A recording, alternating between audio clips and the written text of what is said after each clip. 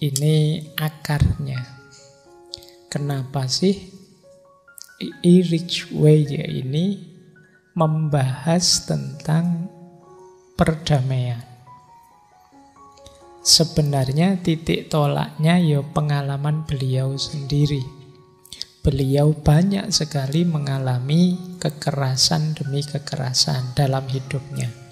Tadi saya bilang agak up and down. Ya beliau lahir dari keluarga biasa, ada yang bilang keluarga sastrawan. Intinya keluarga orang terdidik, mungkin kalangan menengah ke atas. Pendidikannya terjamin. Cuma nanti ya beliau ini kan hidupnya di era Perang Dunia Kedua. Beliau ada di Jerman yang saat itu ideologinya Nazi dengan Hitlernya. Kebetulan keluarga beliau ini keturunan Yahudi. Jadi ini sudah sangat terancam hidup beliau berhadapan dengan ideologi Nazi dari Jerman. Itu nanti yang membuat beliau ini mengkaji buku-bukunya Nazi. Kemudian beliau menyimpulkan, kalau ideologinya seperti ini, kita mesti terancam ini orang-orang Yahudi ini. Akhirnya ya sebelum dieksekusi beliau ini sekitar tahun 33 itu terus pindah ke Perancis. Beliau di Perancis juga agar tidak ketahuan bahwa keturunan Yahudi dari Jerman, beliau pakai nama samaran Henry Dubois. Kemudian beliau daftar wajib militer, ikut perang. Karena melihat kekejamannya Nazi. Beliau melihat keluarga besarnya, masyarakatnya yang keturunan Yahudi dibantai habis-habisan oleh Nazi. Akhirnya beliau ikut perang. Kok yang dilalah terus ketangkep dan dipenjara. Jadi sekitar 1 tahunan nanti beliau dipenjara. Sampai kemudian bebas kembali melanjutkan karirnya di bidang filsafat. Beliau ini kuliahnya 2, kedokteran dan filsafat. Aslinya beliau kuliah kedokteran. Tapi kok terus belajar filsafat rasanya kok asik. Terus kuliah double. Jadi kedokteran dan filsafat. Dan belakangan justru lebih dikenal gagasan-gagasan beliau di bidang filsafat. Oke, itu riwayat hidup beliau. Jadi beliau ini melihat bagaimana kekejaman, kekerasan yang dilakukan oleh Nazi. Bagaimana dahsyatnya peperangan, bagaimana menderitanya orang-orang di penjara. Dari pengalaman-pengalaman traumatik inilah nanti beliau dengan senjata filsafatnya menulis tentang perdamaian. Nah, ini salah satu isu karena beliau juga filosof beneran. Banyak nulis karya di bidang filsafat juga. Beliau menulis yang paling terkenal, beliau punya trilogi 3 buku. Yang pertama tentang filsafat logika, yang kedua tentang filsafat moral, dan yang ketiga tentang filsafat politik. Dan tiga-tiganya, ya logika, ya moral, ya politik, itu nanti kalau dalam konstruksi filsafat perdamaian akan jadi senjata untuk mewujudkan perdamaian. Jadi inilah titik tolak beliau. Beliau berarti ngalami langsung kekerasan sehingga memimpikan kedamaian. Kalau teman-teman meneliti nanti dalam beberapa tradisi filsafat dan juga tradisi agama-agama, nanti banyak dijelaskan puncaknya hidup, tujuan akhir hidup di dunia itu sebenarnya ya kedamaian. Orang Jawa menyebutnya harmoni atau memayu hayuning bawono. Orang Islam menyebutnya jiwa yang mutmainnah, tenang, damai, tumakninah. Dan banyak lagi istilah-istilah. Jadi ini tema yang kita bahas bulan ini sebenarnya tema universal. Tidak ada kok orang itu yang kalau mengikuti fitrahnya, suara hatinya yang menginginkan hidup tidak damai saja. Semua ingin hidup damai. Bahkan orang yang menurut teman-teman mau-maunya perang atau melakukan tindakan-tindakan kekerasan, itu kalau dikejar-kejar, itu ketemunya dia melakukan itu ingin tenang hidupnya. Versi dia, dari perspektifnya dia. Nah, sekarang kita belajar dari Mas Erik ini ya. Dari beliau ini, seperti apa sih kekerasan itu dan apa itu perdamaian, bagaimana kita mencapainya. Ya karena beliau filosof, malam hari ini kita agak filosofis tentang perdamaian. Pendekatannya filosofis. Kalau minggu depan mungkin agak teknis.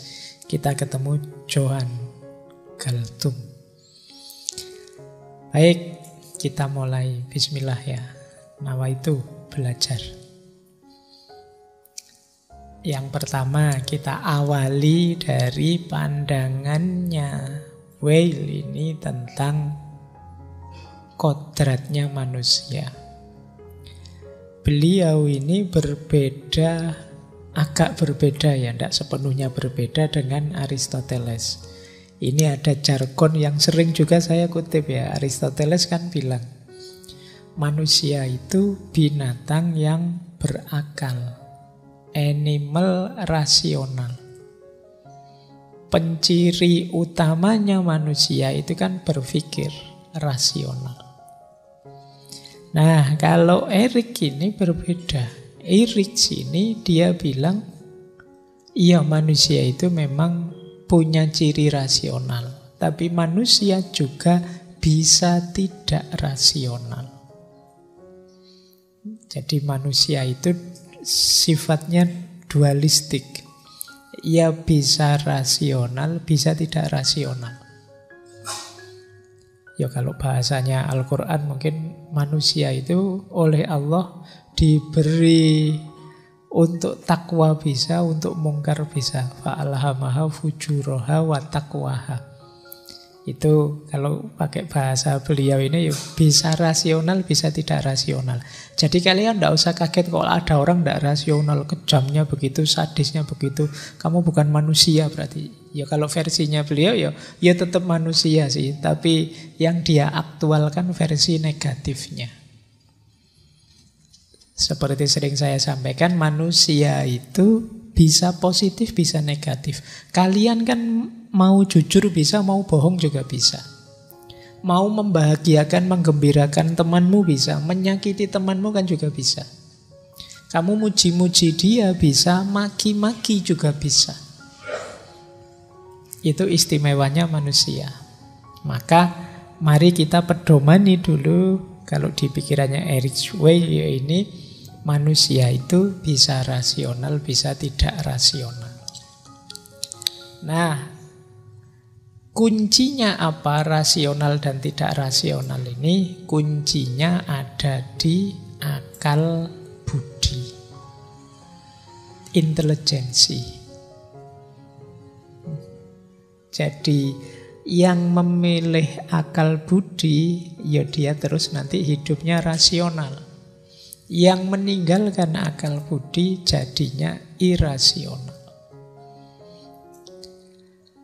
Nah, dengan akal budi ini kita bisa meninggalkan gaya hidup irasional menuju hidup yang rasional. Cirinya apa sih yang irasional itu? Irasional itu cirinya paling tidak 3. Kekerasan, individualistik, dan instinktif. Jadi orang yang irasional itu ya karena tidak menggunakan akal budinya, hidupnya mengandalkan instingnya. Dan sifatnya individual. Individual itu suka-sukaku, sesuai dorongan instingku. Kalau aku pinginnya maki-maki, ya aku maki-maki. Pingin aku misuh biar lega, ya aku tak misuh-misuh. Dorongan jiwanya. Dan orang yang hidup secara irasional inilah yang sangat mungkin nanti melakukan kekerasan. Jadi kalian boleh introspeksi ya. Kalian selama ini lebih suka mengikuti dorongan insting atau akal budimu.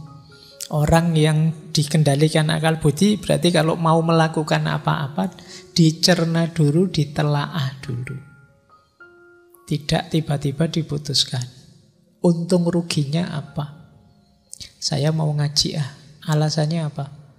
Karena menurut saya ngaji itu manfaatnya banyak, nambah wawasan. Kalau wawasan saya tambah jadi bla bla bla bla. Ini rasional. Tapi kalau saya mau ngaji kenapa? Yo rasanya asik aja. Itu dorongan jiwa saja. Akhirnya mungkin kamu ngaji dengan ambisi tidak kehilangan keasikanmu. Mungkin di sini kamu tidak sadar menyakiti temanmu yang lain. Entah lewat jalur mana, kamu hanya fokus pada keasikanmu saja. Mungkin kamu tidak sadar kakimu selonjor terus nendang gegere koncomu. Apa kamu tidak sadar kamu bolak-balik apalah menguapkah, ngangkat tangankah terus temen wah ini belum mandi mesti tadi sore. Atau apalah contohnya gitu. Tapi kamu tidak peduli, yang penting aku enak, aku nyaman. Kamu tidak sadar menyakiti yang lain. Kenapa kamu bisa begitu? Kamu belum memasukkan pertimbangan rasional tadi. Jadi orang hidup itu bisa irasional, bisa rasional. Irasional kalau dasarnya insting, ego individu, sehingga hasilnya kekerasan. Kalau sudah bisa membebaskan diri dari insting, ego, dan nafsu kekerasan tadi, hidup kita mungkin lebih damai dalam kebersamaan dan dialog. Ini istilah-istilah nanti yang kita jelaskan di belakang. Baik, jadi hakikat manusia rasional dan irasional. Kita kalau ingin damai harusnya milih mode hidup yang rasional. Dan rasional itu modalnya akal budi. Ini menarik ya, bahasa Indonesia itu tidak akal saja tapi akal budi. Nanti berhubungan dengan moral. Tidak sekedar benar salah tapi juga baik buruk. Oke, kita lanjutkan lagi. Nah, maka kata beliau kan akal budi itu adalah kemungkinan dari manusia. Kemungkinan tentang apa yang ia bisa. Tentu manusia bisa menjadi rasional, tapi tidak niscaya. Ia tetap mempunyai kemungkinan yang lain. Dan kita ketahui bahwa kemungkinan lain itu adalah kekerasan.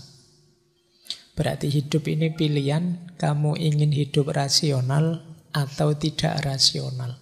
Yang tidak rasional itu pasti kekerasan. Karena tidak rasional berarti mengandalkan insting dan egomu, dan itu pastinya tidak peduli dengan hadirnya yang lain. Sehingga modemu kemungkinan besar ya mode kekerasan. Baik, kita lanjutkan. Nah, ini sebenarnya beliau tidak mendefinisikan kekerasan itu apa. Kalau teman-teman mencari di buku-bukunya. Kenapa tidak akan ada definisi yang cukup bisa menjelaskan apa itu kekerasan? Karena kekerasan itu ya tentu saja tergantung konteksnya. Satu tindakan mungkin saja itu masuk kekerasan dalam situasi tertentu, tapi di situasi yang berbeda itu belum termasuk kekerasan. Jadi definisinya bisa berkembang terus. Makanya mungkin beliau tidak menjelaskan definisi, hanya ciri-ciri. Dicubit itu kekerasan enggak? Itu kan ya situasinya bisa macam-macam. Kalau yang nyubit musuhmu ya itu kekerasan, bisa tarung, bisa tawuran. Tapi kalau yang nyubit pacarmu kan kamu minta tambah. Nah, jadi tidak bisa didefinisikan secara definitif ini kekerasan atau tidak. Meskipun ya ada yang sudah jelas pasti itu kekerasan, alasannya apapun. Tapi definisinya memang berkembang terus. Cirinya saja yang bisa disebut. Yang pertama apa cirinya kekerasan itu? Nabrak prinsip-prinsip rasional tadi, akal budi. Itu pasti sudah tidak masuk akal. Itu kekerasan itu pasti tidak masuk akal. Dia tidak rasional. Yang kedua, berasal dari orang yang tidak mau capek. Kalau bahasanya beliau ini ya, tidak mau susah-susah untuk menghargai, mempertimbangkan hadirnya orang lain. Jadi mementingkan dirinya sendiri saja. Itu ciri kedua. Itu kemungkinan ya kekerasan. Jadi ketika mengambil satu tindakan, yang dipertimbangkan perspektifnya sendiri, keinginannya sendiri, egonya sendiri. Kemungkinan besar yang keluar pasti kekerasan. Orang lain juga kita paksa sesuai keinginan kita. Makanya terus kata Eric Weil, kekerasan itu anti filsafat. Berarti kalau kalian ngaku filosof, tidak boleh melakukan kekerasan. Kalau masih melakukan kekerasan ya belum sejati kefilsafatanmu. Karena kekerasan itu anti filsafat, antitesisnya filsafat. Tidak mungkin orang secara sekaligus berfilsafat tapi dia masih melakukan kekerasan. Nanti di belakang ada argumennya kenapa kok begitu. Jadi paling tidak kita tahu sekarang ya cirinya kekerasan itu tidak rasional, kemudian tidak dialog kalau istilahnya Eric Weil ini. Jadi tidak dialog itu tidak mempertimbangkan yang lain, pokoknya karepku dhewe. Dan yang ketiga anti filosofi. Baik, nah itu mulai ya sekarang teman-teman bisa nguji dirinya sendiri. Saya termasuk begitu enggak? Kalau masih egois berarti ada kemungkinan kita termasuk agen-agen kekerasan. Kalau masih suka yang irasional, melakukan tindakan yang nabrak prinsip-prinsip moral, akal budi, ya kemungkinan kita terjebak dalam perilaku irasional. Nah, ini irasional nanti ada uraiannya sendiri ya. Ada terjemahnya sendiri. Jangan diartikan dulu tidak rasional itu, karena biasanya kita itu menerjemahkannya tidak rasional berarti hubungannya dengan yang tidak masuk akal, yang goib-goib, kayak jin, setan, gondorwo, tidak ke situ sebenarnya. Ini orang timur kan biasa kalau ada istilah wah tidak masuk akal itu dianggap hubungannya dengan jin, setan, santet dan lain sebagainya.